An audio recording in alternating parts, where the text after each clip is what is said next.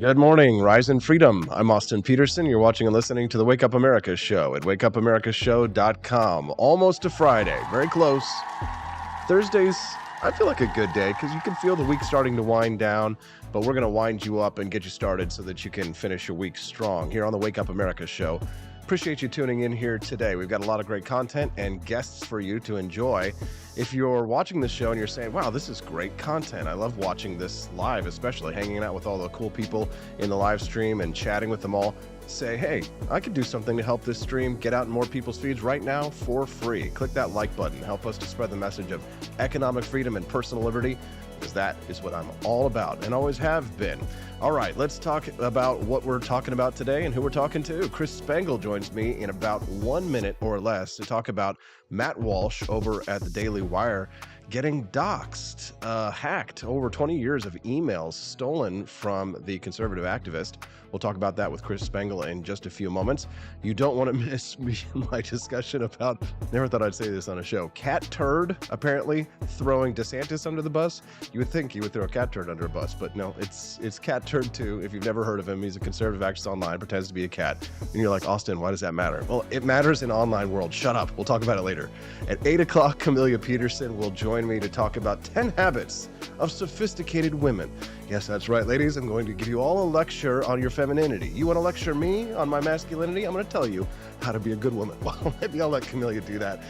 Speaking of good women, Daniela Pensack will be joining me this morning at 8:30 a.m. Central Time to talk about a lot of weird gay stuff happening in the uber conservative right.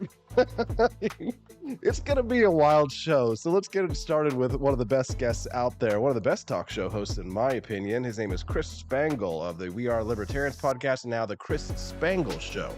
Good morning, Chris. Thanks so much for joining us today. Austin, thanks for having me. You've been around in politics a long time. It seems like there's been a lot of weird gay stuff in the conservative movement for a long time. It has. Just gets weirder. That's what. Remember who was the disabled guy and the guy in the wheelchair that got kicked out of Congress recently, and and everybody turned against him because he said there were Republican cocaine orgies happening, and I was like, Mason Cawthorn. Yeah, Madison Cawthorn, yeah. And I was just like, yeah, that sounds about like what my life was like when I lived in D.C., Republican cocaine sex orgies. Stand next to the urinal with your foot tapping, and Ted Haggard. I don't know. It's just every generation forgets what happened in the last generation, but us old timers remember. I know. People are always shocked whenever like major conservative activists come out and it's like, oh yeah, I've been messaging little boys for the last like 20 years. Like, it's like, Chris, I brought you on here to talk about a different conservative activist. There's no way there's any gay stuff in Matt Walsh's emails. No way. He does. I don't know.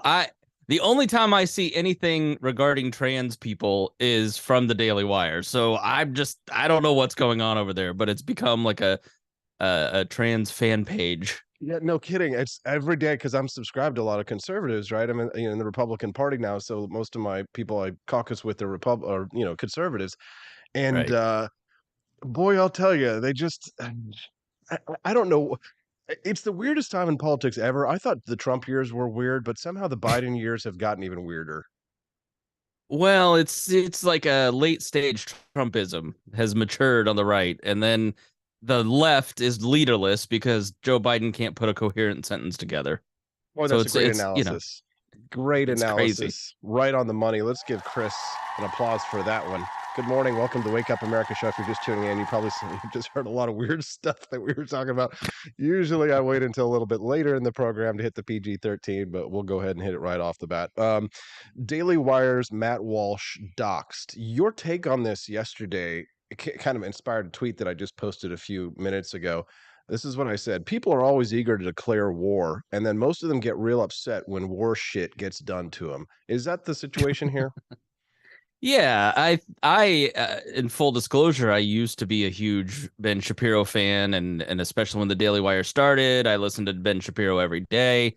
And then I found myself being sad all the time and angry all the time. So I stopped listening to Ben Shapiro and my life got a lot better. I think he's a gifted broadcaster. He can get more in 1 hour than most. But I think the people that he hires that make up the Daily Wire largely have become grotesque. And the Daily Wire is morphing into like this weird Gnostic Christian like thing where the gospel has become drinking leftist tears. Like, it was cute when it was a mug, but it's become their broadcast strategy. And, without caveat, there is no but after this. Doxing, hacking has zero place in a free society and open discussion. It shouldn't have happened to Matt Walsh. It shouldn't happen to anyone on the left, the right, the center, whatever. There's no but after that. That being said, which is, I guess, a fancy way to say but, there are trade-offs. Like, we are libertarians and free marketeers. There's always going to be trade-offs. So if your media brand is poking and prodding and inflaming, you can't be surprised when there are consequences for that actions. So I really found it strange when Jeremy Boring had like this long thread about how they're mad about the consequences of somebody who's a left-leaning person like invading Matt Walsh's stuff. Like, what did you think was going to happen? His entire career has been trying to troll the left. And I mean, I don't like Matt Walsh because as a gospel believing Christian, I find a lot of his stuff to be lacking in all the good parts of the gospel, and he focuses on all the bad parts of what the Bible says, and here's how people are bad. And I think he's a poor model for people. So I don't think we're going to find anything surprising in there. Like, the most surprising thing that came out of the hack was him saying that he didn't think that cable news and talk radio was worth it. Talk about shrinking market shares, quote unquote, and says there's certainly plenty of money to be made when you can get millions of hits online. And I'm a capitalist and I have a family, so I've decided to start getting serious about that. That was to Steven Crowder years ago. Well, who didn't kind of look at Matt Walsh and go, his entire persona is designed to get hits? So I don't know. You walk around talking trash to the biggest room in the dude, and then you get surprised when he punches you in the face. That's the trade-off. Yeah, no, I think you make sense. I mean, so do you think Matt Walsh is a bully? Um, I think Candace Owens is definitely a bully. I think Matt Walsh has I don't consume enough of his content to say yes. I think he has found a vein that helps him get views, and he keeps tapping that button. It's He's funny like the because it's serotonin mouse. the rage, it's constant right-wing rage, anger and hatred. And you know uh, I don't want to get into a theological discussion, but I'll just say that I where's the love in the Christian doctrine? Where's the forgiveness? Where's the peace? I always remember when I went to church that you would see the cross with the doves and the olive branches behind it, and that was something that I very much identify with. There's a time for war, there's a time for fighting, there's a time to own the left, there's a time for liberal tears.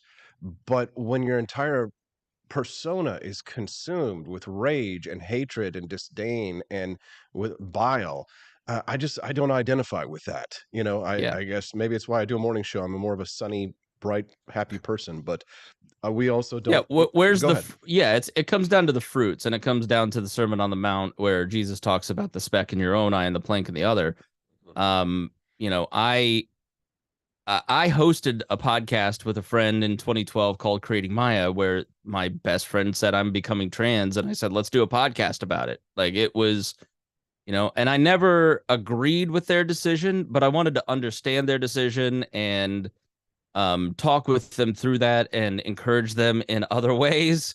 And it was very difficult. But I think you have to meet people with love and grace. And we on the Christian right have made a special sect, a special class of sin for sexuality issues. And I think it's been a response to the last 50 years of the sexual revolution, where we have taken away God's design for sexuality. And instead of kind of crafting a better vision or offering a better alternative, everybody kind of acts like a SWAT team. We've got to get in there, neutralize it. Let's be Michael Knowles and cancel this ideology and outlaw this. And that doesn't actually work. I mean, we saw that with the Christian right in the previous generation with gay marriage. All it does is push people towards the sympathetic side, because you're not offering a better alternative. You're offering more violence.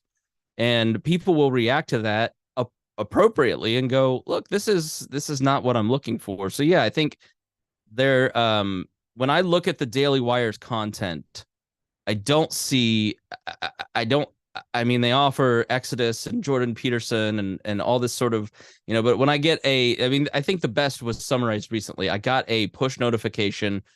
No, it was Ben Shapiro's podcast feed offering me shocking biblical secrets as described by Ben Shapiro, the Orthodox Jewish man, and Russell Brand, the New Age spiritualist.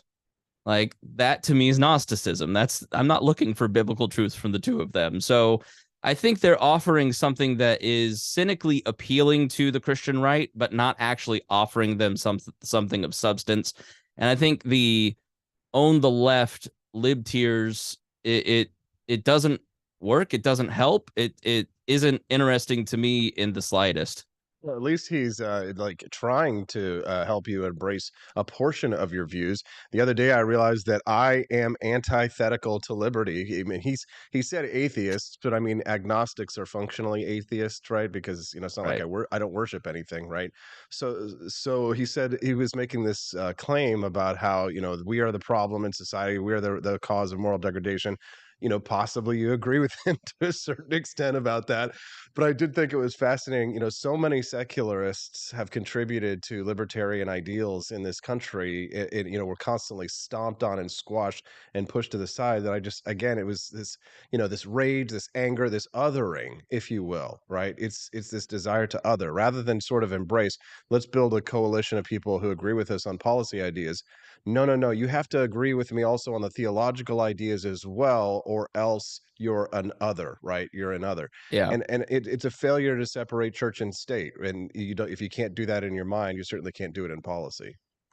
Yeah, I mean, there's the othering happens on all sides, right? Like, there's I don't know, if you believe that trans people are mentally ill, and then your entire program is beating up and mocking trans people, what does that say about you and your character, right? Like, you're othering these people for your own political and financial gain. Well, that doesn't make you morally better or morally superior than someone that spends all of their time othering conservatives and trying to ban them off of platforms. I think, part of this story is Elon Musk banning the Wired reporter for reporting on this story. And I think the Elon Musk Twitter microcosm of like it, I was really Hold on. hopeful of. Pause for Yeah, just a moment, Chris, because I want to make sure we set this up correctly. This is a yeah. big topic for sure. And I want to make sure I reset here because I know some people are just tuning in. Good morning. Welcome to the Wake Up America show. I'm your host, Austin Peterson. Grateful to have you here as a viewer over on YouTube, Rumble, Facebook, Twitch, and used to be Twitter until Elon Musk took away our live streaming ability. Who knows what's going to happen over there? You can text the show at 573-319-1586. That's 573-319-1586. Make sure to click that like button, smash that like button if you're watching us over on Rumble, Facebook, or on YouTube. All right. So big story. This was the one that Chris, I think, was most interested in. Was the his disappointment not in Matt Walsh, which I think his expectations were never that high, but in Elon Musk, in the many ways he has disappointed him. Apparently, the reporter that reported on the Matt Walsh hack got banned permanently from Twitter. What's this? Yeah, so his name is Del Cameron. He's a Wired reporter, and he put out a tweet saying, "Hey, if you're the person that did this, hit me up." And he wrote an article on Wired on April 19th called "The Hacker Who Hijacked Matt Walsh's Twitter Was Just Bored." And I mean, the person that hacked this, he goes by Doomed. He never names the person. Weirdly, didn't dox the person. Maybe should have as a journalist. He's Doomed is just insufferable when you read this article. But he basically got proof that this was the person that hacked him, and he cloned Matt Walsh's SIM card and used two-factor authentication to get into all of Matt Walsh's stuff. And so Twitter suspended the reporter on Twitter for violating their terms of service for tweeting out hacked materials. This is the exact same standards and policy that was used to ban the New York Post's account right before the election for tweeting out all of the different Hunter Biden information, right? So Elon Musk is applying that standard here, and that's their policy. He has every right to do it. But he also didn't like ban journalists for reporting on the hacker that just leaked all the Pentagon secrets, right? The problem with Elon Musk's Twitter is that it is the same as the old Twitter. He continually kind of just makes these fiat going by the gut decisions. And I think it was wishful thinking to say that Elon Musk could be the Deus Ex Machina to come in and save us all and would be a free speech advocate. And in his time, I mean, if we're wishing, Chris, it's probably because we're desperate.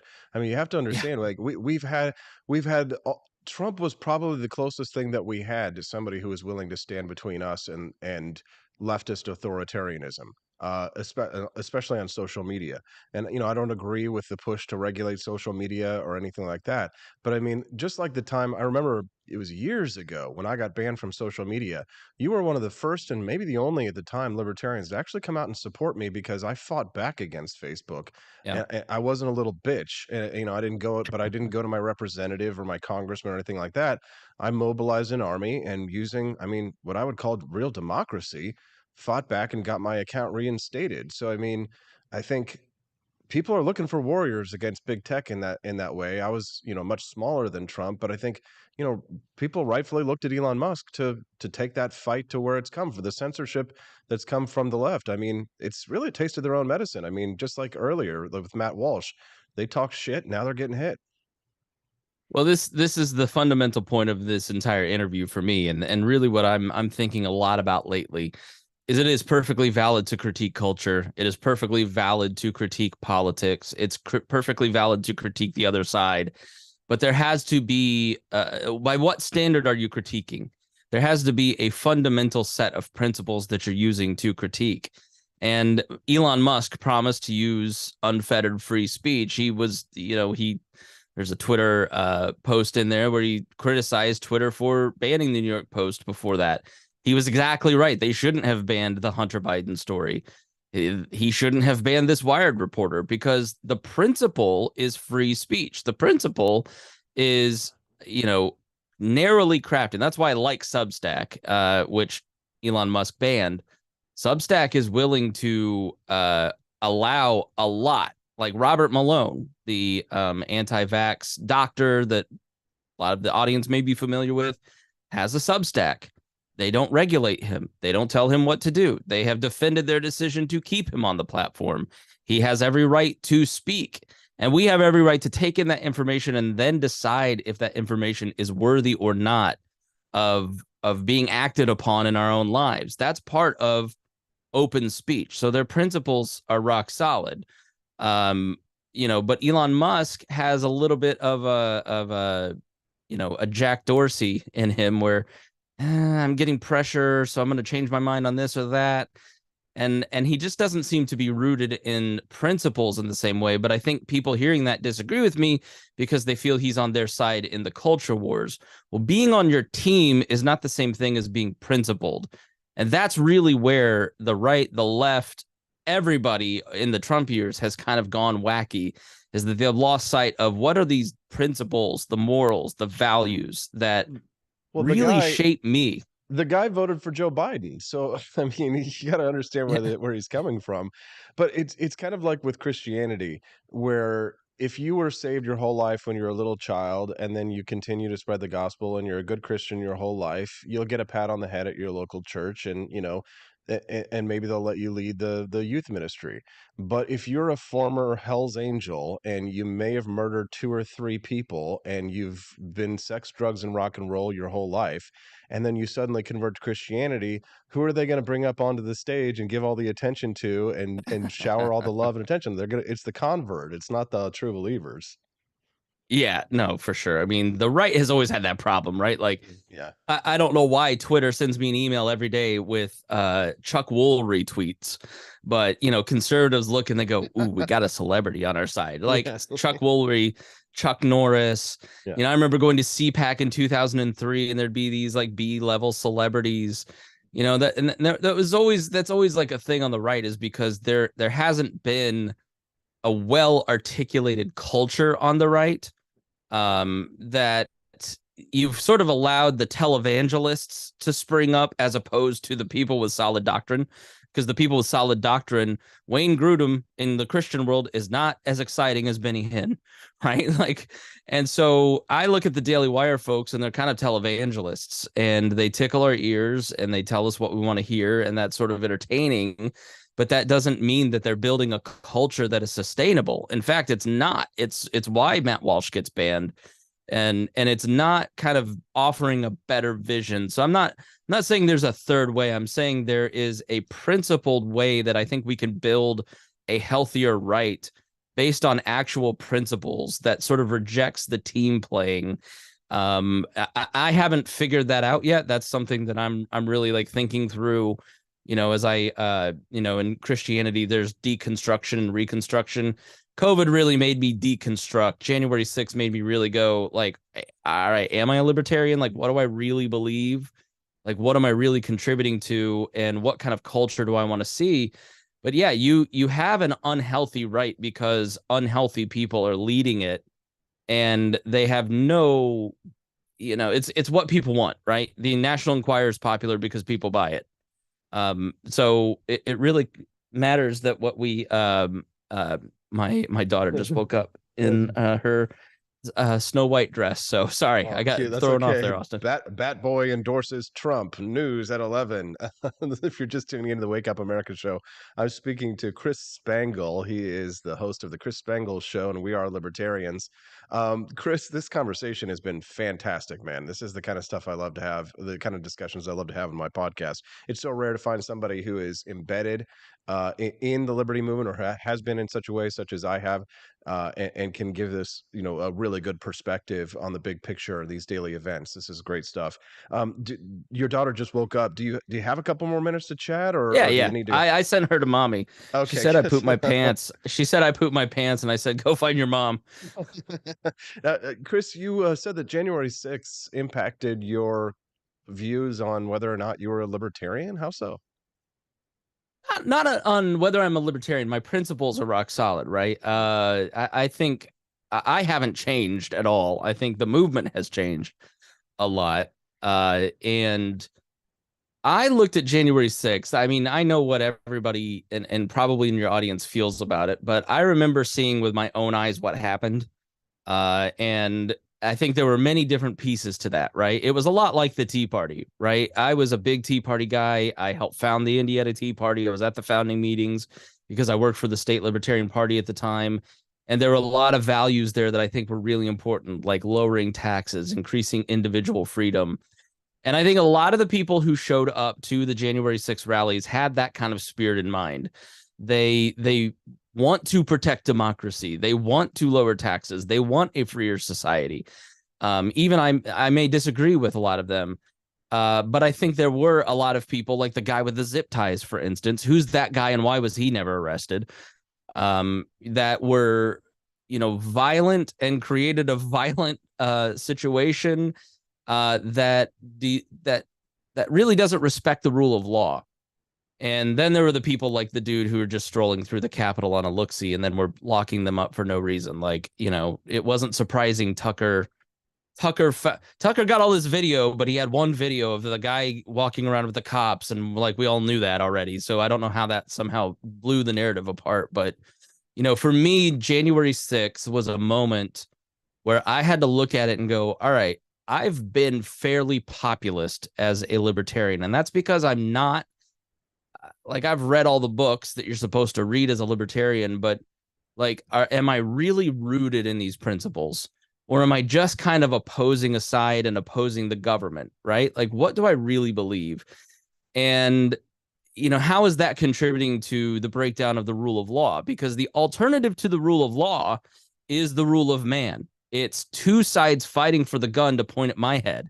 So it's either a Hungarian Orban style DeSantis Trump authoritarian right, or it is a socialist let's lock you in your homes for 2 years left. And neither of those are appealing alternatives. And I live in a great city in Indianapolis that has a healthy, strong, thriving civil sector. And I think that's something that libertarians have lost sight of, that I've talked a lot about over the last 2 or 3 years. Not been my most popular era in podcasting as a result, but I think it's incredibly important because the Ayn Rand libertarians look at business and profit as the way to achieve a better, freer society. A lot of maybe your more Misesian libertarians look at the government and say, we're just going to oppose. If the government says yay, we're going to say nay. And, the left looks at the government as theft and force as the tool for social change. But where can we build community and find common ground? And where can we use compassion as the tool, as the driver for social change? And that's in that third sector of an important, healthy, thriving society. And that's nonprofits, that's churches, that's healthy communities, that's strong families. That's really the path forward. It's not using force, it's not using profit, it's using compassion to really make community change. And that for me was the outgrowth of January 6th, is thinking about my memes and what I say and what am I opposing, what am I for, and it's just sort of like, oh yeah, well, why wouldn't we hang Nancy Pelosi? Why wouldn't we hang Mike Pence? That's sort of the end goal of just being opposition, right? You've got to be for something. You've got to be Yeah. you. Yeah. Over the years, like you, I've reevaluated my beliefs in certain things and started to question what it is I really believe. Why I believe it. I'm the type of person who constantly reevaluates. Why I am believing in some idea, and kind of goes back to the well and always retreats to first principles in order to ensure that I'm being logically consistent. And I'll say this, some of the ideas that I think, libertarians try and embody, I used to identify with that I don't necessarily so much anymore. Secession is an example. For a long time, I thought that that was probably a viable solution. Now not only do I not think it's viable, I actually think it would probably result in less liberty overall. Right. I've taken a sort of a less doctrinal view of liberty and look at it more of a strategy based view of liberty, where, for example, if we wanted to achieve a libertarian solution, I agree with like the Reason Foundation, many of the Reason Foundation people and the Institute for Justice in their approach, that they say, oh, well, we're going to go fight it at the Supreme Court. And if, just like with Jim Crow, for example, if I don't give a shit about states' rights, if you're taking away the rights of minorities in a state, the federal government is there to step in and ensure that the privileges and immunities and rights of all people are going to be protected in your state. Right. The Second Amendment should, through Heller versus DC and the Supreme Court decisions like Chicago versus McDonald and other gun control cases have, incorporating the Bill of Rights, the Second Amendment, into the states. The state of New York has had to fight time and time again in court because rather than believing in a pure states' rights view of things, I'm looking at a pure strategy for liberty type things. And what I really want to see is the outcome, not so much the means, although I think, courts, three branches of government that are antagonistic to one another is a good, and bicameralism are good things. I think that too often libertarians try and take a doctrinal approach to advancing liberty, as if the system that if you just put the right system in place, like we'll achieve some utopian version. Maybe I'm being a little hyperbolic, but I think not. And so those are the changes that have sort of occurred in my thinking over the years. And I have Judge Napolitano on the show all the time, and he agrees with me on many of those things. The immigration turn that the right has taken has also been quite distressing as well. Although it looks like, damn it, I'm not going to have time to talk about it. I gotta go, Chris. I want to give you the last word, though. Tell us what you're up to. Where can people find out more about you and listen to your Chris Spangle show? Yeah, you can find all my projects at chris-spangle.com. You can grab the link to the podcast there. Just search for Chris Spangle in your podcast app. I've got the Chris Spangle Show. I'm going to revamp Liberty Explained, and I'm doing a lot of interviews right now about topics that are under discussed that are important, as well as examining current events. We're going to be doing more on principles and kind of the conversation we've had today. So please check it out. Love for you to join those. And then check out Podcasting and Platforms. That is my podcast on how to create podcasts, how to create a platform like I've built and like Austin's built. So thanks for having me on. I really appreciate it, man. Great stuff, Chris. I hope that you'll come back again and join us really soon. This was a great discussion. Thank you for your time. Anytime, buddy. All right, great. What did you think of Chris Spangle? Send us a text, 573-319-1586. That's 573-319-1586. Hey, did you guys see that I put a new shirt over at the AP for Liberty shop today? Some people were like, hey, Austin, you got this awesome trucker cap that says, call the cops, I don't give a F. Why don't you put that on a shirt? So I did. It's over on the shop. Check it out at apforlibertyshop.com, and I'll be back. Talk about why Cat Turd is throwing DeSantis under the bus. Austin, why are you talking about cat turds? Trust me, it's news. It's important. We'll be back with more on the Wake Up America Show at wakeupamericashow.com.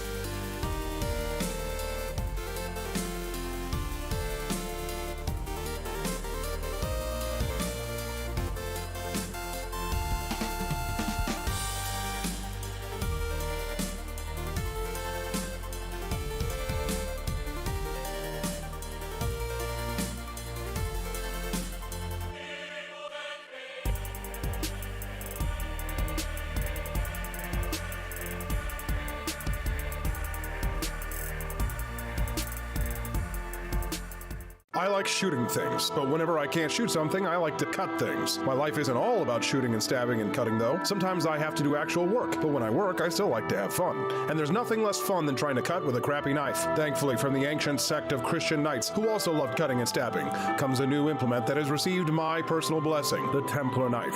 Like the ancient sword of Excalibur, you don't choose a Templar knife, it chooses you. You just decide what kind you want on the website first, however, and then order it online, and then it chooses you. The Templar knife comes in a variety of shapes.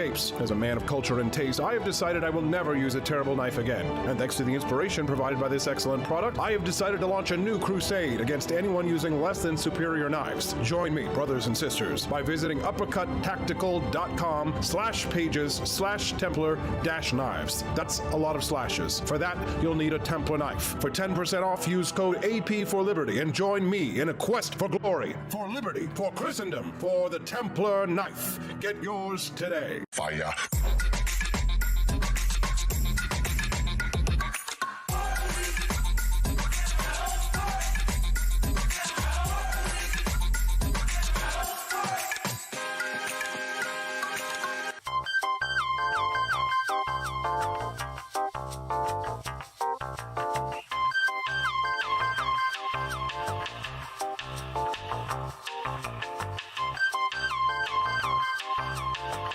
Hello, this is Barack Obama, and let me tell you why Austin Peterson stinks, and you should never pay attention to anything that he has to say.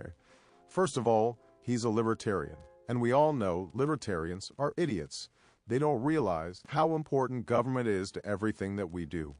I recently became aware that Austin has opened up a libertarian shop at apforlibertyshop.com. Now, I'm asking you as a personal favor to me that you never ever visit apforlibertyshop.com.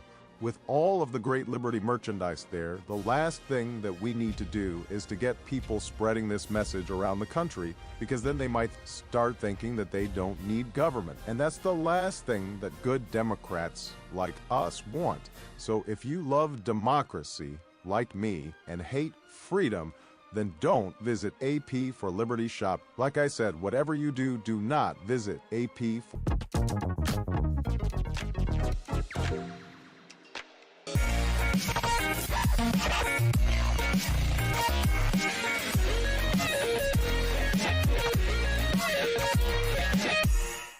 I was adopted. My new parents opened their hearts and home to me. My parents cook my favorite breakfast for me every morning. My parents take me on trips I never thought I would go on. They gave me a home and an even better reason to use that suitcase. My parents aren't perfect, but they're perfect for me. I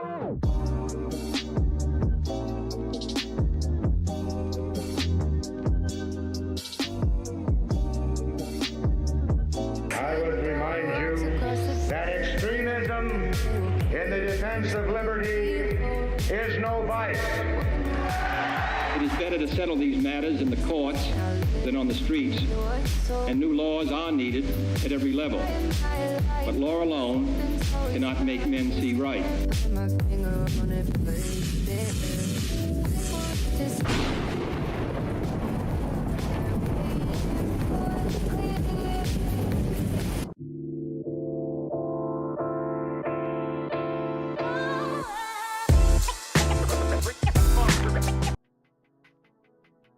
Good morning, Rise and Freedom. I'm Austin Peterson. You're watching and listening to the Wake Up America Show at wakeupAmericaShow.com. Happy Thursday. Today's April the 20th. 420, dudes. Yes.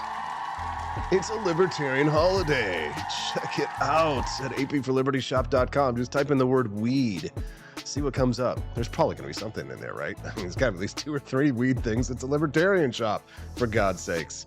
Welcome to the Wake Up America Show. No wake and bake today. You've got to stay sharp and alert, at least till the show's over. No, that's fine. I'm not a Fed. You can do whatever you want. FBI, open up! FBI, open up. Oh, look, they're finally coming for me, Martha. Nice to have you here on the program with us today. Did you enjoy that interview with Chris Spangle? That was fun. Good stuff. Big brain time, as Chris Morrill was saying on the stream earlier. Yes, I read your comments, but if you want your comment read on air, a great way to do that is to drop a super chat over on YouTube. Help support this show by making tiny little tips. Get your tips out. Show me your tips. What's wrong with you, Austin? Maybe it is 420. Hit that like button, subscribe to the channel, and join us. If you're on Rumble, make sure that you subscribe to me as well. Let's say we've got 14 people watching us over on Rumble this morning. Glad to have you here with us. Make sure you click that like button and subscribe to the AP for Liberty channel over there so that we can continue to spread the message of economic freedom and personal liberty. Yeah, boy, I could have talked to Chris Morrill for another hour and a half, honestly, but I got to keep the show moving because I've got more great guests and more great content. Don't you love AP? That's me. Yeah, working my butt off every single day to bring you the most awesome live talk show podcast in the mornings with great interviews, great guests, great content, lots of good jokes, and a few cat turds here or there. We'll get to that in just a moment. I just want to say, if you're not following Chris Spangle's show, do it. I've known Chris for years, and in Indiana, I will say that very few people command as much respect from me in the liberty movement as Chris Spangle does. He's a good man, and I respect him greatly. So if you like what you hear from me, I think you'll like his show, The Chris Spangle Show. And he's kind of doing the same thing I'm doing, right? Trying to build up his own independent media empire, right? And he's scrappy and he's smart.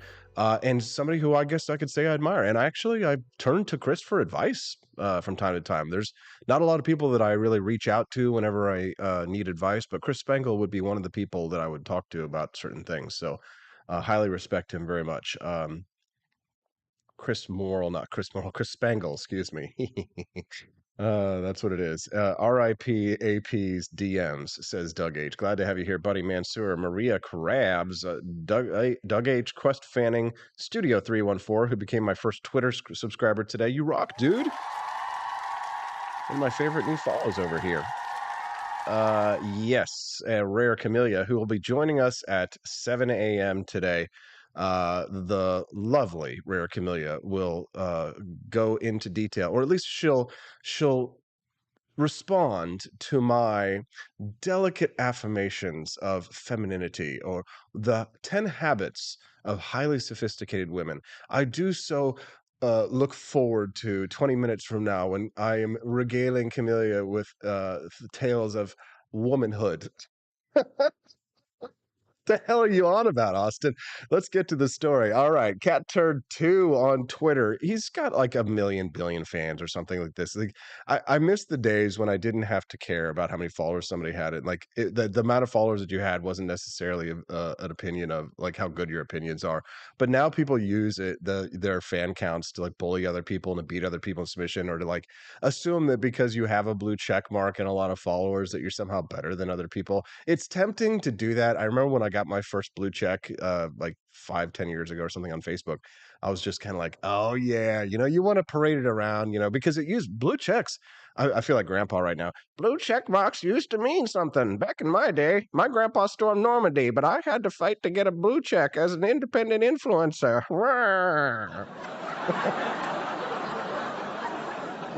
Yeah. So when it comes to Cat Turd 2, the reason why people listen to him is because he's got 1 million followers on Twitter, and he's super conservative, and he's a cat, and his name's Cat Turd. There you go. He says, as a Floridian, in 4 short months, I went from proudly campaigning so hard for and celebrating, he was so hard for, and celebrating our governor's 20-point victory to no governor here at all. Wow. I'm sure Florida's in a state of chaos. Those are my words, not Cat Turds. DeSantis, Cat Turd says, has totally abandoned us to travel around the USA. No, God! No. No, God, please, no! And run for higher office. No! Over the next year, we'll just be a place he visits every now and then when it doesn't conflict with his national run for president. How dare you? I dare anyone to explain how I'm wrong. Wow. I'll tell you. America is a nation that can be defined in a single word. I was going to excuse me. Here it is. Back in my day, LOL. Good to see you, Maria. Glad you're here with us today as well. So everybody's accusing Cat Turd of getting paid by the Trump people, and he probably is. But I just love the responses. It's got like 18,000 likes and 4,000 retweets on his tweet there.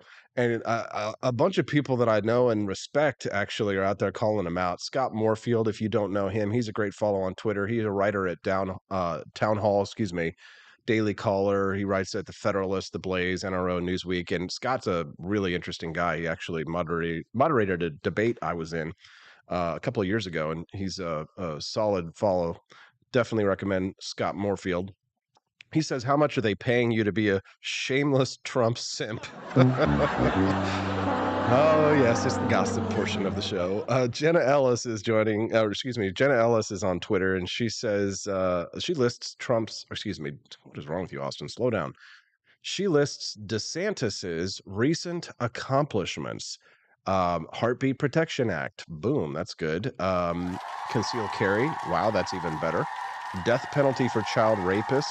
Not a big fan of the death penalty, but I don't feel bad for child rapists, so glad they're dead. Removed gender ideology and CRT from schools. That's a total Chad move.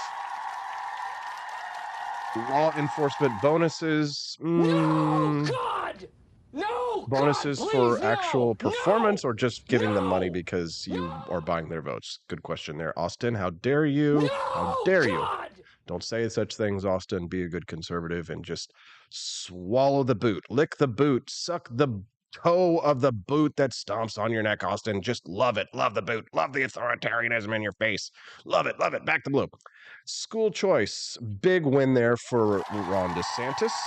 I mean, he's got his problems, I'll admit. But Ron DeSantis, I think, would be a very good president. He isn't someone that I think would be perfect, but quite frankly, I think he would be better than what we have now on that, which I believe you would agree. Reform higher education, going after the colleges. Boy, I can hear the college students right now. They're not going to be happy if he becomes president, that is. Taking on woke corporations. Okay. It's not quite a boo for me, but it's also not quite an applause. It's more of yeah, something like that. That's as close as I can get. Because honestly, the way they take on the woke corporations, I think it's not as effective as what the voluntary boycott of Bud Light. Imagine the consumer power that the voluntary power that citizens have over corporations, I think is not only stronger than government in many ways, because corporations always buy off government. It's never as bad as like government actions against corporations are never as they're always if it's ever an iron fist, it's a velvet glove for sure. But not only is it stronger than government, but I also think it's more moral, obviously, for if conservatives are mad at Bud Light, then Kid Rock wants to blow up a bunch of Bud Light, do it, shoot it, blow it up. It's your free will to do so. People don't want to buy Bud Light. My dad, and all of his boomer buddies, we were talking last night. My dad called me on the phone and told me that all his boomer buddies, they stopped drinking Bud Light. And I was like, of course I knew why, but he's like, yeah, whenever we see somebody drinking Bud Light, they get called gay. I can't help it. Oh, come on, shut up. I angered all the LGBTs yesterday when I tweeted at Blair White. Blair White is? She's that conservative trans influencer. I tweeted jokingly that we need to have a petition to criminalize Blair White from sharing obscure mirror selfies on Twitter or on socials. And like a bunch of LGBT and trans activists got really mad at me. They're like, it's okay to be bisexual, blah, blah, blah. They're like, they thought that I was attacking her. I mean, it was obviously a joke because the thing is, you'll be scrolling through your feed on Facebook and Instagram, and it's like, and I don't follow a bunch of like, can I just say this word, and not get demonetized? I don't follow a bunch of hoes online. Back when I was single, of course, you follow the bikini models on Instagram. That's great. But, married man now, so I try to like tamp that down. But every once in a while, some breasticles will show up in your feed. And what do? You're just scrolling by. Yeah, you scroll by, but it's like sometimes you're just like, whoa, it's just a masculine thing. You're attracted to the female form. I said, yeah. Oh, men are programmed to be attracted to the female form. And I guess that was enough to get them angry anyway. So I said, but we need to criminalize Blair's mirror selfies because you're scrolling through your feed and you can't see her face because, it's cut off perhaps at the top of the phone. You just see the body and you're just like, whoa. and then you wait a minute. I know those boobs. Those. That's a man, baby. That's a man. And you're like, no. I don't think it means that you're bisexual. I just think that it means that you saw a pair of boobs and you didn't know that they were attached to a dude. Come on, can somebody give me a little bit of credit here? I thought it was hilarious, but all the trans activists that follow Blair, because she retweeted it, obviously, and was everybody was just piling on. They were so mad. All these followers are coming in just like homophobic and all that kind of stuff. So actually, I got so sick of all their stupidity that I actually just started trolling them. And they're like, it's okay to be bisexual, and I said, no, it's not. Death penalty or jail right away, right? Death to the gays. Just because you know what, you're never going to win with stupid people. So the only thing that the only tool that you have around is a hammer. Just hit them over the head with it. You know what I mean? Give them what they want, and to crush them and to hear the lamentations of the women. That is what is best in life. See, I'm a little bit more warlike than Chris Spangle was. He's kind of the perfect quintessential dove, and I'm more dove with a machine gun, if you will, and a bald eagle on backup, ready to go. I can't wait to talk to Camellia Peterson. We've only got 10 more minutes until the Squirm Fest begins. Who's excited to see Camellia Peterson squirm today? Can I get an amen? Gay shirts. Yes. Somebody was like, hey, gay shirts. Gay shirts for sale. Get your gay shirts here. Because if you're not aware, over at apforlibertyshop.com, I actually do have a gay shirt. I don't have it pulled up that I can show it for you here right now. But yeah, you know how I made these Caucasian shirts and shirts that said Jews and minorities? My controversial shirts, they sold like crazy.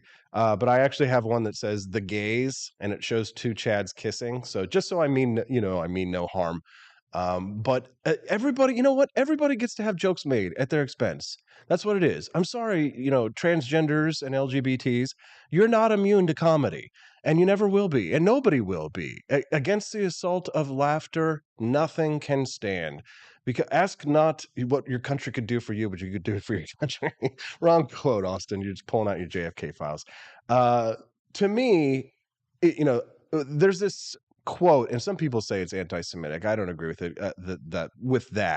It may have been used in anti-Semitic tropes before, but to find out who rules over you, ask who you cannot question, or who you cannot make fun of. Right? If you want to know who rules over you, who are you not allowed to make jokes about? Right? You can't make jokes about the supreme leader in North Korea. Right? Nobody can make jokes about him because he's the ruler, the dictator. So stop acting like little dictators, LGBTs out there online, and learn it's a joke, not a dick. Don't take it so hard. That's the way you come up with this stuff. Justin Peterson says, I got my gay shirt. It's too large to show my muscles, though. Oh, that's sad, Justin. I should have gotten you a Euro fit. Sorry about that. The American fits are kind of more square, but the Euro fits kind of have like that more tailored approach. Maybe I'll create an item for that. Because if I was thinking about it, of course the gays should have the Euro fits, right? Duh.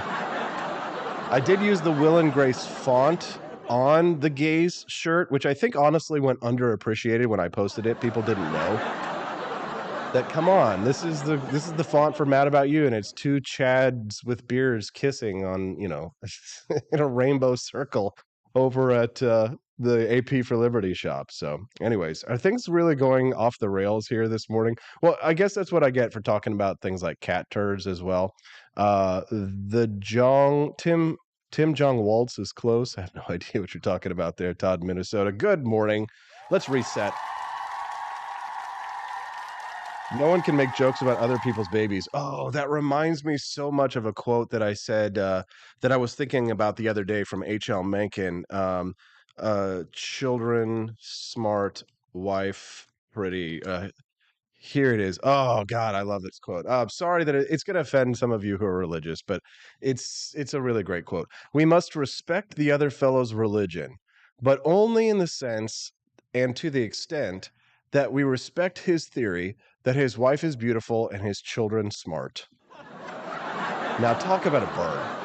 The problem with burns like that is that you can't just whip that out in a street fight because nobody would know what the hell you're talking about. I could see myself in like a rap battle in the streets of LA or New York and, being like Biggie Smalls or like Tupac and like, talking trash to some socialist at some active protest or whatever. And I could say something like that. But the problem is, it's like you're speaking in almost an old English, right? Like if you read what the founding fathers wrote in their books and diaries and things, it's not illegible, but it's of most people, like when you use Shakespeare quotes, perfect example. You can't talk Shakespeare anymore, unfortunately, because people are functionally illiterate. And it's a shame too, because if you want to understand the English language, if you want to understand Western civilization, you got to know some Shakespeare. And get thee to a nunnery. Alas, poor Yorick, I knew him well, right? How many lines of Shakespeare could you throw out there right now? It's unfortunate that people are so disconnected from the language because it actually prevents you from making really good burns in rap battles in places like New York City. Did I compare myself to Tupac and Biggie? What the hell's going on in this show today? It's getting insane. I'm going to a commercial break so I can take a drink of water and calm down. For my next segment, it's time to play a game called Make Camellia Squirm. 10 habits of sophisticated women. Let's give the ladies a lecture on how to be sophisticated. Shall we, gentlemen? We're men. We're manly men. We'll tell you how to be women. What? Is that offensive? Maybe you'll stop lecturing men about their masculinity. Oh, if that doesn't happen anytime soon, then perhaps it's time, ladies. Take a back seat. We'll give you some manners and etiquette. We'll be back with more on the Wake Up America Show at wakeupAmericaShow.com. Want an engaging website to boost your business? You're just a click away from 5-star Fiverr talent. Hundreds of freelancer skills like web design. Head to Fiverr.com today and get something started.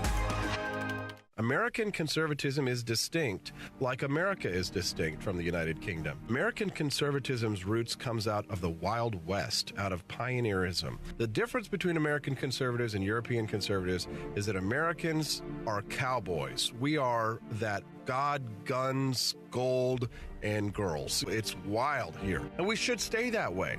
We shouldn't allow a European version of conservatism to come and infect us here. We like it wide open spaces here, deep in the heart of Texas and all that.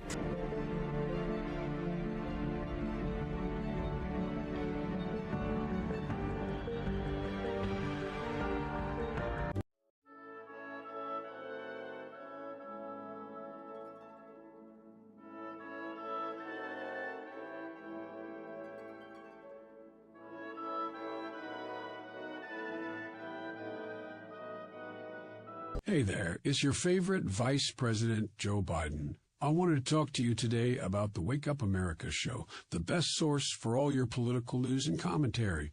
But before I get started, let me just make sure I have all my notes in order. Okay, where was I? All right, the Wake Up America show. It's a great way to stay informed and make your voice heard. Boy, what was I saying again? Oh, right.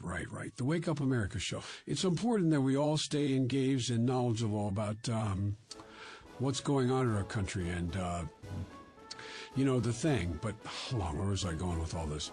Oh, yeah. The Wake Up America show. It's a fantastic resource. And if you really want to make a difference, man, you can sign up to be a monthly donor at wakeupAmericaShow.com/support. Now,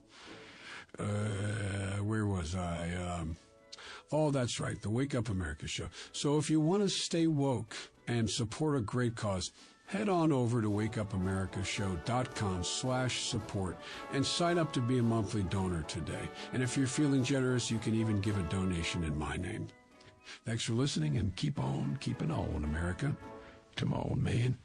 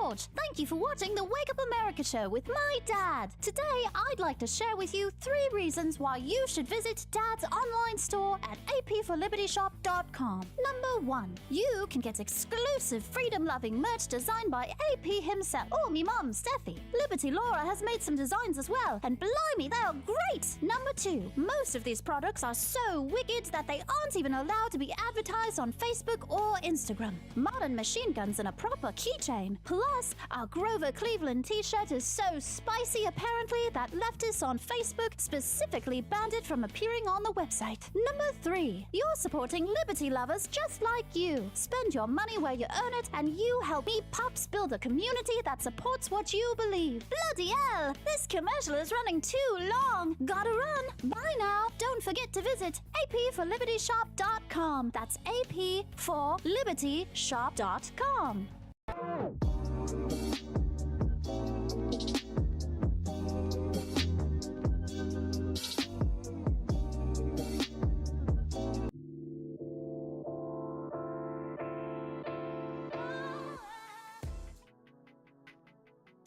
Good morning, Rise and Freedom. I'm Austin Peterson. You're watching and listening to the Wake Up America show at wakeupAmericaShow.com. Have you been enjoying the show so far? It's been kind of weird, right? It's only going to get weirder. But first, before it gets weird again, perhaps it's time for us to take a more sophisticated turn. We have been discussing Shakespeare and literature this morning. Perhaps we should bring on a class act herself, the lovely Camellia Peterson, joining us now. Give her a round of applause. Good morning. You know, we call you CJ. CJ. Is it because your middle name? Yes. Oh. Yes. In fact, I will tell you something. I don't know something. I don't know if you know or not. People have tried over my lifetime to give me nicknames to no avail. Nothing has ever stuck. My mother is the only one who has ever called me CJ. And I think you saw her call me that one time. And so, like, literally, my mom and you are the only people who've ever called me CJ. Really? Yes. Yeah. No, I like it. It's a good one. You've got a CJ vibe to you, but it's not quite sophisticated, is it? Right? So let's talk about, I hope you've got your squirmy pants on and there's plenty of room to wiggle around in, Camellia, because it's time for us to have a discussion about the 10 habits of sophisticated women that leave a lasting impression. What is number 1 on the list, Camellia? Number 1 is she stays across what's going on in the world. So she stays informed. So she stays informed. Explain it. I mean, doesn't mean that she has to, be knowledgeable about every single thing that's going on, but it's good to know what's happening in your world and at least have a working knowledge of it, even if you're not an expert in it.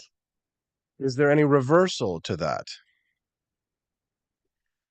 Well, I suppose the opposite would be, keeping your head buried in the sand and, only paying attention to like what's going on The Bachelor or something like that. Oh, okay. Well, you just denigrated my wife's favorite show. Let's give her a boo, shall we? No judgment, no judgment. Yes, so I guess my wife is not actually totally judging. No, God! Very funny, very funny. God, please, if you're just tuning in the Wake Up America show, I'm Austin No! Peterson. I'm speaking to my good friend Camellia Peterson, and we're talking about the 10 habits of sophisticated women that leave a lasting impression. All right, number 2, she takes an interest in other people. That would imply that women are selfish to some extent, then, Camellia. Well, I don't know. I mean, is it just women? I think that everybody tends to be a little self-centered, and so sometimes it's not doesn't come naturally. We're not talking about everyone. We're talking about women. And the second quality of a sophisticated woman is that she takes an interest in other people, implying not herself for once. So I would argue that women are actually better at taking an interest in other people because we tend to be more the caretakers and empathetic in some ways. And so, yes, I do. Oh, the caretaker theory of motherhood. It's so often trotted out in court cases whenever they want to take our children away from us. They're the caretakers.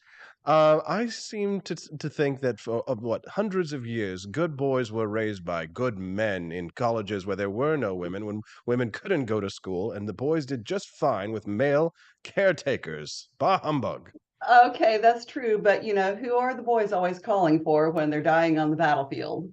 Mother.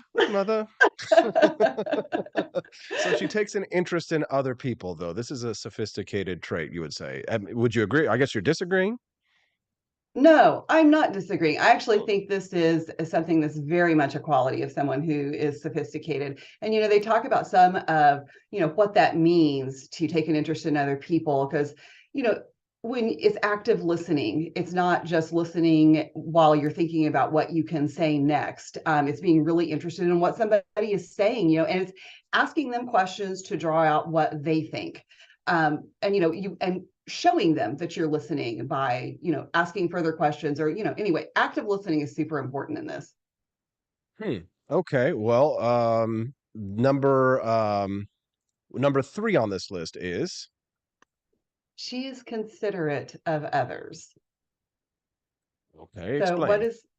What does considerate mean? I think considerate is what we were just talking about, is taking an interest in other people, but it's also looking for ways that you can be helpful. And, if there's ever an opportunity, nobody should ever say yes all the time. And that, including women, because, You need to, time is our biggest commodity, and we need to protect that. But my philosophy is anytime I can say yes to something, if it is within my means to do so to help somebody, I want to do that. And so I think that those qualities of being considerate include, being accommodating and, thoughtful, polite, and being patient with people, and, mindful of how things affect other people.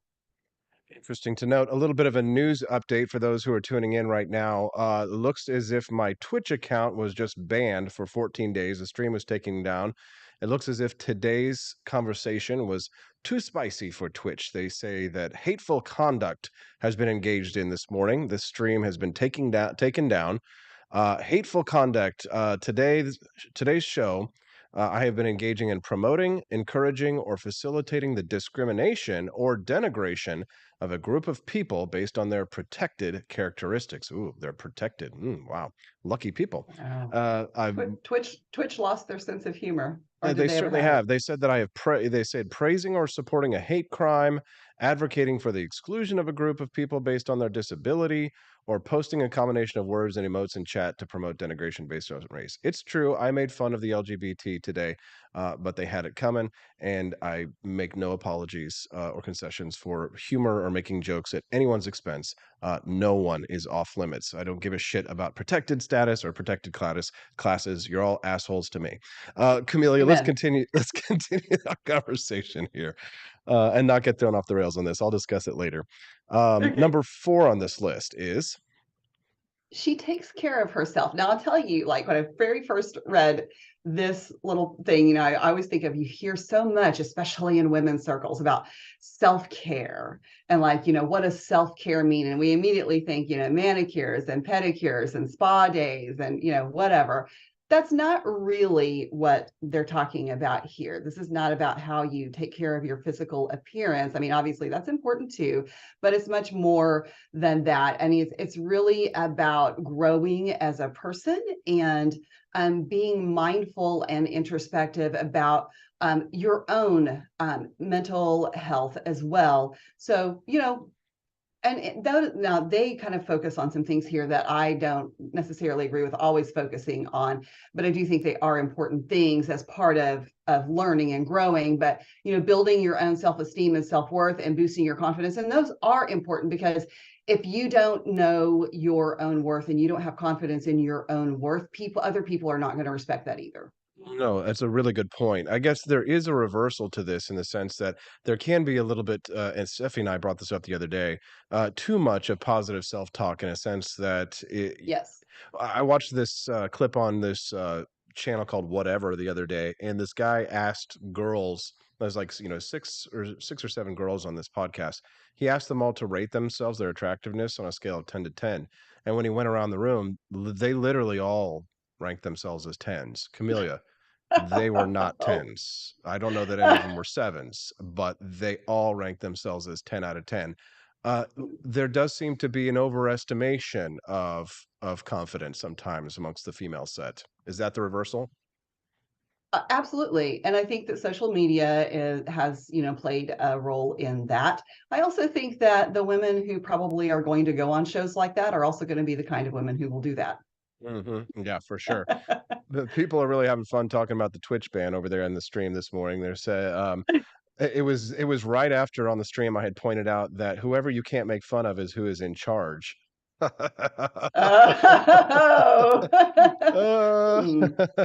Well, we're a little bit on the money this morning on the show, aren't we, Camellia? I think so. I can tell you're over your jet lag.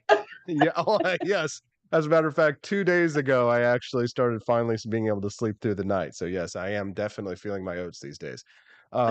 We're talking about habits of sophisticated women. If you're watching us over on YouTube this morning, you can drop a super chat to help support this show. Whenever we lose a social network like that, this is why I multi-stream, by the way. It's why we're on like 5 or 6 different channels, because they all have different rules and different moderators who are gonna bring you down at any moment.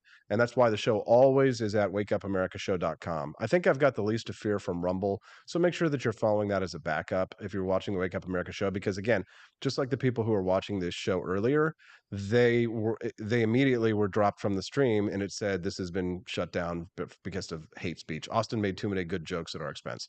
So, make sure that you've got a backup. If you're watching us on YouTube, you can go to Rumble. I doubt Rumble would do anything, but again, Rumble to YouTube or vice versa. And then, of course, I am on Facebook at AP for Liberty as well. I'm surprised they haven't brought me down. Anyways, we're talking to my good friend Camellia Peterson, and we're talking about habits of sophisticated women. If you're liking what you're hearing, drop us a super chat to help support us, because we do lose significant portion of revenue for whenever we get shut down on a platform like that. Camellia, what's the next habit of highly sophisticated females? It is my favorite. Mhm. She goes her own way and doesn't follow the crowd. So expand on that. Okay, so it's everybody wants to make a good impression and go along to get along. And I think people view that as being, not rocking the boat, as being attractive. And it's really tempting to do that. You Mean Girls, you fit in with the crowd. You want everybody to like you. But a woman who does that is completely uninteresting. So in my opinion, it's my personal opinion, feel free to mansplain it to me. But a sophisticated woman doesn't necessarily fit in. She knows her mind, she knows what she thinks, she knows what she wants, or if she doesn't know what she wants, she's okay with saying so. Yeah, no, this So I don't find a counter to. There's never been anything wrong with being an independent thinker and thinking for yourself. I have always been a person who stood out from the crowd, who observed the herd and did the opposite. I played the video game Lemmings when I was a young boy. I think I looked up on my CD-ROM encyclopedia or whatever, to learn about that, and I never looked back, because herd mentality is a thing, and it gets, people are, a person is smart, people are scared dumb animals, right? The herd often turns into a stampede, especially when it comes to mob justice and vigilante justice. There's never been somebody who is an independent thinker really who has gone astray. Have there been some? Sure. But I think nobody goes wrong. Not necessarily to apply it to men as well, but I think it does apply to men. There's never been anything wrong with thinking outside the box. Right.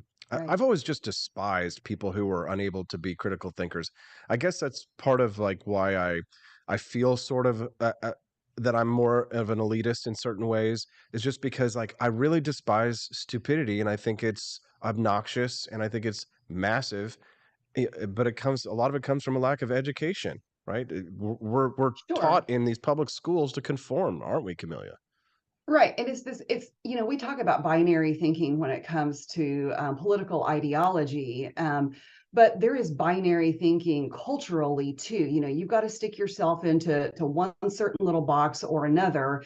And we set that expectation. We teach children that they need to be nice and that you don't want to offend anybody or upset anyone. And we should not do that. What we need to be teaching them is how to be principled and how to be true to their principles, but they can also do that in a way that, if someone else is offended, but you have presented the truth in an inoffensive way, that's not on you, that's on them. I actually have had this conversation with Felicity not long ago in much more seemingly minor things, but it's she struggles, as a young teenager about how to talk to her friends, or, when her friends ask her to do something, it's something that she doesn't want to do, how to say something without hurting their feelings. And I told her, look, there are ways that you can decline. You can say no. You can say, I'd rather not do that. And it's not a reflection on them. It's just you're speaking how you feel about it. If they choose to take that in an offensive way, that's on them. Completely agree. Got to give a big shout out to our friends. Todd Steibinger just joined us and gave us $2. Appreciate that very much for the super chat. Robbie gave us $10. Wow, thanks so much, guys. Nice. Robbie's awesome. Robbie. He says, just ask Johnny Depp about herd mentality. Not sure what Robbie's talking about there. Are you? Yeah. What would? Oh, herd. Oh, duh. God. Oh boy, jeez, Austin. Yeah, I didn't get that right away either. That's You funny. didn't get it right away either. Okay, yeah, his Amber herd mentality. Duh, Got duh, it. duh. Thank you, Nathan. Appreciate that. I was like feeling a little bit anxious there. All right. If you're just tuning into the Wake Up America show, I'm Austin Peterson. You are watching a banned stream right now. You are lucky. If you are one of the people watching us live right now, the stream that you are watching got taken down from Twitch for hateful conduct. Oh, Lord, you can't be talking about the homosexuals and then discuss sophisticated women. It's not right. We write the rules here and we change them any moment. And if we don't like you, we'll ban you. Talk about mean We're girls. It's some mean we're girl gonna shit. we're gonna balance it out with number 6. Let's hear it. Number 6 on the list of She is sophisticated traits for yes. females. She is mindful of putting out negative energy. Austin, you just put out so much negative energy this morning. I don't understand. I mean, people, maybe it's because it's impossible to sort of convey my personality online because text is such a different medium than, Oh, for sure. you know, Right. people, a lot of times people meet me in person after having known me online for years, and they're like, wow, you are just such a different person online than you are than you are in real life. And it obviously that should be obvious, but I really think my personality, and you know me more than others, my personality really lends itself to a strong difference between who I am online and how I am in real life. Would you agree? Yeah, probably so. Some of us are probably that way more than others, but when we talk about putting out negative energy, it's not in that like good vibes only, kind of way. Right, not a hippie way. Right. Now let's not hate on hippies. But there is this sort of well, they call it toxic positivity. We talked about that some. You talked about this notion of being too positive all the time, but it's really more being conscious of what you say and the impression you want to cultivate. And there is, when you just said something earlier about being more of an optimist, and I'm there too. Like, am I snarky and I see the dark side of things? Yes, but I am over all of that an optimist, and I want to find the good in every single thing. And I think that that's really what this is like, in a world of negativity, we can look for the good in really every single thing. I really love that. I completely agree. I'm sort of naturally resistant. I think there's probably something chemically, some balance or imbalance towards the positive that I have, because I've always been sort of a very bright person. I remember when I used to walk into Fox News in the morning at like 5 a.m. to get ready for the show. And I would be like, yip a do with my coffee and my bagel and be like, good morning, like good morning, good morning. And I mean, my colleagues hated it. I'll never forget my friend Lainey one day. And I mean, she just chastised me the best way possible. She goes, Austin, you're at a 10. I need you at a 2. Yeah, I totally see that. It's like, oh, sorry, excuse me, princess. That's what I get for being too optimistic. Joni Rankin dropped $10 in the tip jar. Thank you, Joni. You rock. Joni, She's I awesome. would love Joni. Yeah, Joni has been one of my new favorite friends that we've made from Southwest Missouri. She's very much on the level, if you know what I mean, right? Oh, it's Joni. Well, you know what? You're right. Joni's in Southwest. Joni, we need to meet sometime. Yeah, Joni, you guys need to hang out. Andy Opperman just dropped $10 in the tip jar. You rock, Andy. I met Andy recently too. Andy's cool as hell. That's nice. I love it. We've been able to make so many new friends with the Wake Up America show and build a new community since we started this in September. It's been so exciting to see everything grow and all the new names and faces come in. Some people come in, they just drop a turd and then they leave and we never hear from them again.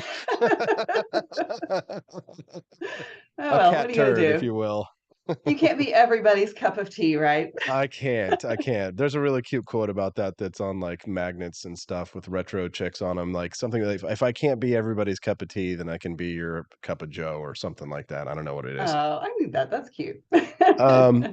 So thank you guys for the super chats. I appreciate that, because again, we do lose revenue when we lose a network like that, because Twitch is monetized, or it was, but 14 days. Hopefully they'll let me back on. We'll see. All right, look what the homosexuals have done to me. Okay, so the next on the list of habits of successful women is She knows the art of self-control. Okay, so, honesty and vulnerability are good. In fact, the other day I told somebody that my midlife crisis was openness. And, I'm much more comfortable being transparent than I used to be. But I am 100% with this, that there is a time and a place for that. And so, like, you don't just tell everybody everything after the first 5 minutes. Right. So, so, You take there's you take my self-control. It's also a good song by Laura Branigan. True. Oh, oh. And nobody remember So, that song from the 1980s? well, there's a lot of things I try to forget about the 80s, but that was a pretty good song. That's really one of your biggest flaws, Camellia, I I have to know, say, I is that know. you don't appreciate the 80s enough. And maybe it's just because you're more of a 70s to 80s kind of a, so I that's why sort the of hippie bridge that. stuff, the Now, flower. listen, we do not talk about women's age on here. Okay, no, I'm I'm just just, kidding. I'm not trying to imply, I'm just saying generationally, about Yes, such and yes. such time, right? So that's why you kind of like bell bottom jeans. Hey man, your long brown hair straight, and you're just like, ooh, very, Southwest Missouri hippie type, Oh, I have a soft spot for hippies. I will admit. Exactly. So that's your generation. You need to get down with the lingo of the 1980s. I guess it was such a stark difference between the 70s and 80s. I totally understand why you could love one and despise the other, just because it went from everything was very organic in the 1970s to everything suddenly became technologic in Right. the Well, 1980s. that's our tendency, right? The pendulum swings from one extreme to the other. Although I really probably preferred like mid 60s to mid 70s. I was born a little bit too late, but that's anyway. Yeah. Yeah, my thing with the 1960s is just that, they had so many problems with the civil rights and stuff. The politics in the Yes. 1960s were terrible. Cold Yes. War and all that. We got to give a Yeah. big shout out to Todd Steibinger. He just donated $20 to the show. Todd, awesome, Oh my man. gosh. Thank you. Wow. This is You guys are like great today. this is great. Yes, it's awesome. Today's show is honestly felt amazing. It's been a really good, Yes. yeah, especially your contribution, Camellia. Oh, well, thank you. These gays are trying to murder me, says my brother Justin Peterson. Thanks for the super chat.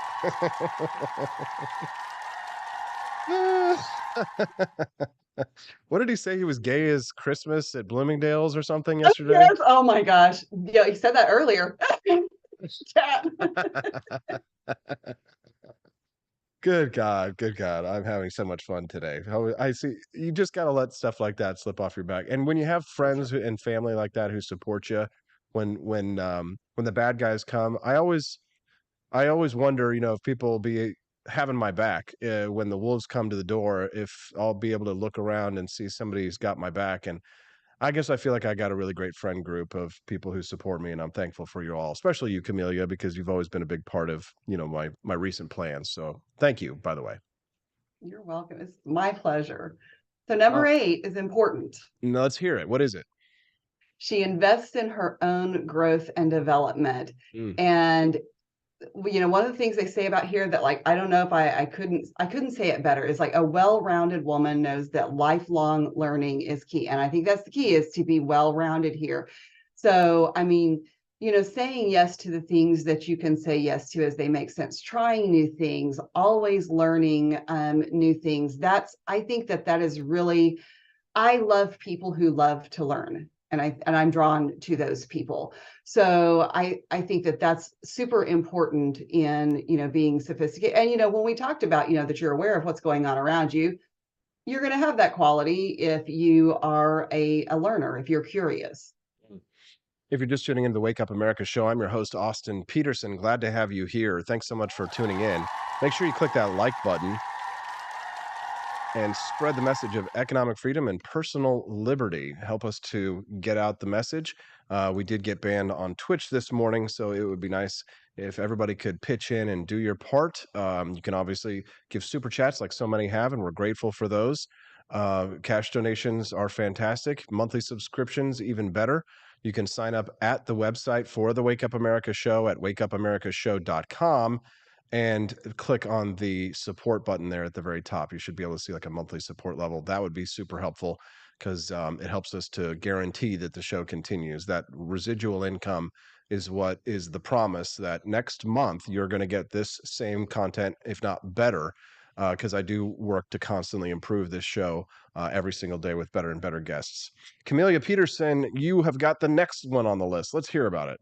Okay. She is gracious to everyone she meets and never acts like she is above someone. I like this one. So explain.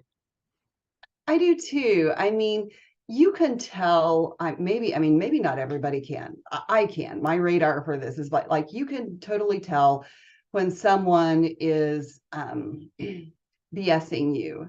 And when they are, even if they think that they're being charming, there's a certain level of charming that's just fake, and you can spot it from a mile away. Mm-hmm. And and frankly, if you have all of these other qualities, if you're curious, if you're listening, you're interested in other people, this is just going to be part of who you are. Because when you meet someone, it doesn't matter if you're meeting the governor or the president or the guy who's cleaning the toilets. I mean, those people are all people, and it doesn't matter what their role in life is as far as how you treat them. Yeah, I'm very much of the mind that you can learn a lot about someone by how they treat waiters, how they treat people who are in service positions. And I think maybe I've been on a date or two in my life where I've seen my partner on the date treat the wait staff inappropriately, and that for me was a big red flag. I know that it probably happens more with men, where you'll see men doing something like that, but I'm sure there's plenty of angry chicks out there who like to take out their problems and aggression on people who Well, why do can't. you think we have the Karen meme? Yeah, no, I agree. I think that, yeah, the Karen meme is, we're living with mental illness. Camellia, the thing is, when you're young, it's hard to spot. As you get older, you start to get a little better at it and noticing when somebody is really, because not everybody, some people are on a spectrum. Not everybody has like full blown bipolar disorder or personality, antisocial personality disorder to the extreme. There are genuinely a lot of people out there who really struggle with like anger issues, right? That Sure. manifest themselves, but it's kind of an illness. Oh, for sure. I mean, I was talking with somebody about this last night in terms of, there are biological factors for why there are people who struggle more with addiction and with anger and things like that. So those people do have to work harder to overcome that. We all have the things that we have to work to improve in ourselves, and it's different for everybody. And for some people, those things are more obvious than for other people, but everybody has them. They're just, they're more obvious. And we all, none of us have an excuse to not improve ourselves and work on those things. Completely agree. Camellia, what number are we on, by the way? Number 10, I believe this Oh, is the that's last perfect one. timing. Great. All right. So What's number number 10? 10 is she is open-minded and isn't quick to judge. Accept your grammar. Joking. I'm not one of the people that you tend to have to correct very often. Real quickly, thank you to John Turner for the shout out for the super chat. Whose batch is Twatch? It didn't let me write it the right way. LOL, says John. I have no idea what you're trying to communicate there, but thank you very much for the super chat. Helps us to spread the message and to fight against social media censorship. Number 10 on this list, Camellia, qualities of sophisticated women. She is open-minded and isn't quick to judge. I agree. I think that it's wise to keep an open mind and to consider that the way someone is online may not necessarily be the way they are in real life. Camellia, is there anything else you'd Sure. like to add before we let you go? Well, I would just say that, when we talk about all of these qualities, whether it's for women or for anyone, it's this idea that we can be well-rounded people. And like I mentioned before, I think that not only in politics, we have this binary view culturally and what we ascribe to people in just everyday life, and we put people into these boxes and labels. And it's always been